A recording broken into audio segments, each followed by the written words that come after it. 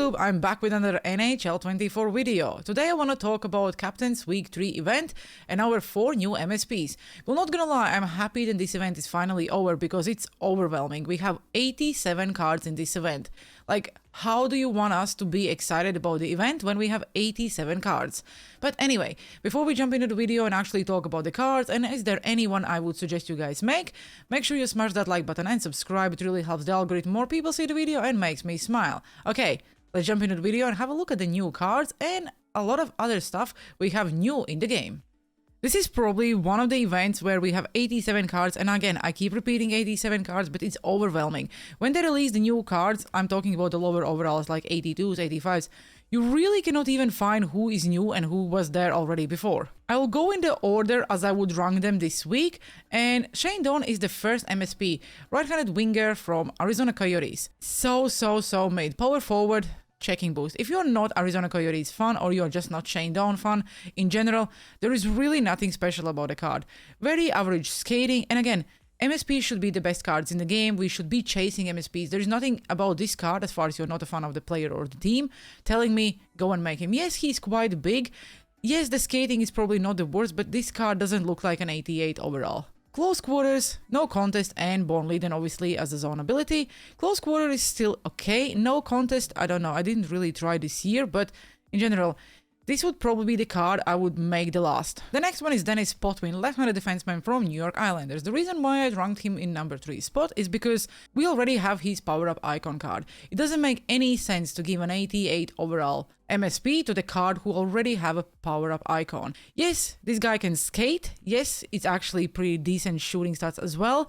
Offensive defenseman and speed boost. Speed boost is now a little bit easier to activate because more players have the synergies with wheels, thunderclap, and obviously Born Leader. The shooting is decent, like I said, acceleration 91, speed 93. He will for sure be fast, but for people who already have his power-up icon, if they were fan of this card or this player or this team, probably will not go and make Dennis Potvin MSP. If you pull him in a pack, yes, but again, I think in the longer run, if you're a fan of this player, you probably would go with a power-up icon instead of MSP. So it doesn't make any sense. The number 2 will be Joe Sakic, same story. Not really sure why EA is giving an MSP to the card who have a power-up icon. And very actually usable power-up icon. Sniping forward and shooting boost, you can also choose defensive boost and make it snappy, elite edges, and obviously Born Leader. Again, really solid shooting stats, really solid skating, the face-off is 95. The card in general is very useful. And if you are like no money spent, I would probably say yes, you can go and make this card because he is fast and he can win a face-off. So he's for sure better than, let's say, Mark Messier. But again, if you're a fan of the player or fan of the team, you probably would go with his power-up icon because in the longer run, that card will be 99 when this is 88 overall MSP and probably after a few months will not be really useful anymore. So his power-up icon also has sniping forward and playmaking boost. You can also choose the shooting boost. The superstar abilities are much better. I would say snipe, seeing eye, and making snappy. With how the wrist shots work this year, it's much better. Yes, the stats are not as good as the MSP, so that's why they made the MSP look really good so people actually go and chase it. Just in 2 weeks, this card already will be 89 overall and you'll be able to upgrade it with using the power-up collectibles. Then in February, it will be a 90 overall. Why would you invest in MSP if the power-up icon in the longer run will be more useful? If you want a card you can use right now, then obviously you go with an MSP, but how expensive everything is in this game, I just don't see how that makes any sense. Also, if we just go back and have a look at Dennis Potvin's power-up icon, you can get his card up to the 89. Actually, it looks very solid. Yes, again, not the fastest card, his MSP is much faster. Elite edges, heat seeker, and seeing eye. Much better zone and superstar abilities. Offensive defenseman, if you activate, you can get his shooting up quite a lot. Same about shooting boost. You can also choose acceleration boost. In general, this card is much better than his MSP in the longer run. If you want to use Dennis Potvin straight away and let's say today, and you want the best stats available for that card, then MSP will be better. But like I said, in 2 weeks, this card will be already 90 overall. So you are intentionally making a lower overall MSP instead of making a higher overall power-up icon. So 2 cards from this week's event have power-up icons. How does it make sense, EA? I just don't know. People who already like the players probably have their power-up icons, so they were spending power-up collectibles to upgrade those cards, and now you're dropping these MSPs, so they're like, oh my god, I actually don't have the highest overall or the best card possible for that player, so they need to go and make an MSP, or why would you not give other players' cards. There is a lot of captains out there who deserve the captain's card. In general, the content recently is being so bad, then I don't have any excitement for the events every Friday. Let me know down in the comment section below. What do you think about the content recently? Because if this is the way how EA will go forward, then probably after Team of the Year, no one will really play Ultimate anymore, as far as you're not like a diehard NHL 24 fan, or just this is not your only game you play. It's not exciting to even play and wait for the new cards to come out. And the number 1 card will be Steven Stamkos. In general, I think he's one of the best cards from this event. Sniping forward, shooting boost, again you can choose playmaking boost as well. 1T, snipe and born leader. 1T from the point, really love this ability recently, same about the snipe. Skating 93, acceleration 93, agility 90, balance 88, endurance 85, could be a little bit higher. Not the smallest player, but also not the biggest. Shooting all about 94. Just in general, really good card. I think he will play so good, and all these reshots will just go in one after another. So if you are free to play player, I think Steven Stamkos may actually make the biggest difference.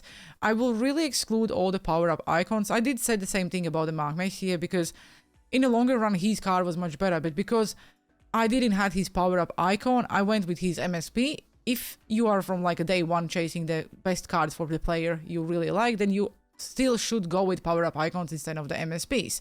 So yes, if you're free to play and you have all these collectibles to go and choose one player, I probably would suggest you go and make Steven Stamkos, because right-handed winger with a solid speed and perfect shooting, if you didn't make Bedard, then this is a really good alternative. I will really not try to find out who are the new 85s. I know that Gabriel Landeskog have an 85 overall card. Same about Dave Andreychuk. Again, if I'm saying some names wrong or I'm missing some of the players who actually were not new, I really apologize, because there are so many cards and it's very hard to keep track of who is new and who is not. We also have Logan Couture and Anders Lee. Jared Spurgeon is also new, I'm pretty sure. Same about Adam Lowry and Kyle Oposo. That's actually nice to see him. And Jordan Stahl, is he new or not? Who even knows? One thing I want to show is if you open your Advent Calendar free player, then you get Connor Garland, 85 right-handed winger with sniping forward. If you activate, then his shooting is going up, so slapshot accuracy 85, slapshot power 86, wrist shot accuracy 90, and wrist shot power 89. Really solid budget card for free. Acceleration 92, speed 93. He's really small, so expect him being bumped off the pack very easily. But again, if you're free to play, you just pick up the game. Please guys, go and open that pack and get this player, because in general, everything what matters in this game is speed and size, so at least you can get one. And of course, we have a bunch of 82s, because it's like they give every single female an 82 overall card.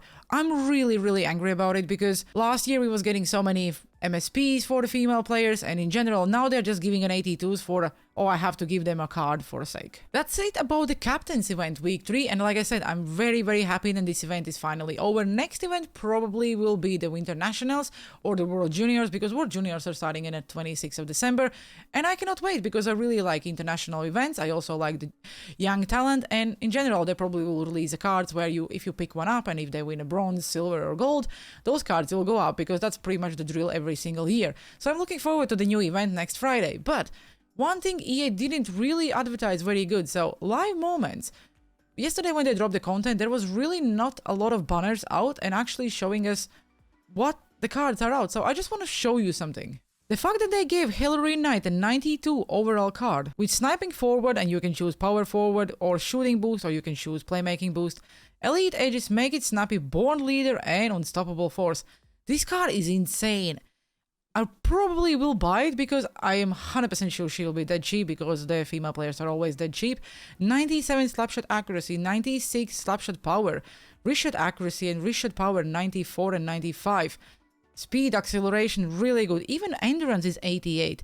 Body checking 88. If you activate unstoppable force, this will make this card so fun. Same about Sidney Crosby with the sniping forward and angle boost.